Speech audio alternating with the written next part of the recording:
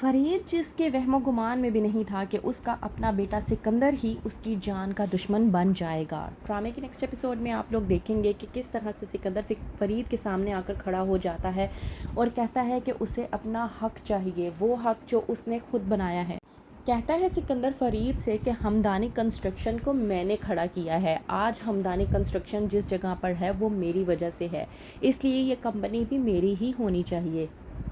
سکندر جو کہ سوچتا ہے کہ وہ حمزہ اور اپنے باپ سے اپنا کاروبار علیحدہ کر کے علیزے سے اپنی جان چھڑوا سکتا ہے، تو سکندر اس بات سے انجان ہے کہ علیزے کا یہ ایک نیا پلان ہے تاکہ سکندر اپنا کاروبار علیحدہ کر کے اپنے گھر والوں کو اپنی آدھی اصلیت دکھا سکے۔ ہوتا ہے سکندر بہت زیادہ پریشان کہ آتی ہے عریشہ اور کہتی ہے کہ تم نے آخرکار یہ کیا اپنی حالت بنا رکھی ہے، تم کرنا کیا چاہتے ہو؟ اس بات پر سکندر جب عریشہ سے کہتا ہے کہ میں اس لڑکی علیزہ سے پوری طرح سے تنگ آ چکا ہوں، میں مزید اسے نہیں برداشت کر سکتا، اس نے تو ہمارے گھر کا سکون تک برباد کر کے رکھ دیا ہے۔ وہیں پر آتی ہے ارمین اور آ کر سکندر کو سمجھانے کی کوشش کرتی ہے، کہتی ہے کہ تمہیں کچھ بھی کرنے کی ضرورت نہیں ہے، میں نے بہت کچھ سوچ رکھا ہے اور جو میں نے سوچا ہے اس کے مطابق ہم بہت جلد اس لڑکی سے چھٹکارا پا لیں گے اور ہمیں اس کے لیے کچھ کرنے کی بھی ضرورت نہیں پڑے گی۔ سکندر اس بات پر اپنی والدہ ارمین سے کہتا ہے کہ وہ ایک ٹیڑھی ہڈی ہے جو نہ کہ سیدھی ہوگی اور نہ ہی جلدی ہمارا پیچھا چھوڑے گی، تو آپ اس بات کو تو چھوڑ ہی دیں، یہ آپ کی غلط فہمی ہے کہ آپ اسے بڑی آسانی سے اپنے راستے سے ہٹا سکتی ہیں۔ کہ آ جاتی ہے اچانک سے علیزے اور آ کر کہتی ہے کہ بہت خوب سکندر، جو تم نے کہنا تھا، اب میں تمہیں ایک بات بتاتی ہوں، تم نے کوے اور بھیڑیے کی دوستی کے بارے میں سنا ہے؟ بالکل تم دونوں اسی طرح سے ہو۔ اب میں تم دونوں کو اس کی کہاوت بھی سناتی ہوں۔ دونوں کو گوشت بہت پسند ہوتا ہے، اس لیے وہ بہت زیادہ مکار ہوتے ہیں اور یہ ان کی فطرت میں ہوتا ہے اور ان کی فطرت کے مطابق وہ کبھی بھی نہیں بدلتے، جیسے کہ تم دونوں۔ ارمین جو کہ کہتی ہے علیزے سے کہ تم آخرکار کہاں جا رہی ہو، تو علیزہ جب جواب دیتی ہے اور کہتی ہے کہ میں آفس جا رہی ہوں میٹنگ کے لیے، ایک بہت ضروری میٹنگ ہے، کیونکہ آپ کا یہ لاڈلا بیٹا سکندر تو آفس جائے گا نہیں، اس لیے میٹنگ کا میں چھوڑ نہیں سکتی۔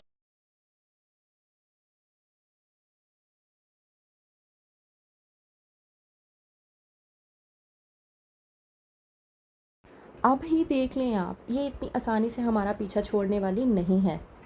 وہیں پر سکندر جو کہ غصے میں آ کر اپنے والد فرید کے پاس جاتا ہے اور اس کے سامنے جا کے کھڑا ہو جاتا ہے، کہتا ہے کہ بس بہت ہو گیا،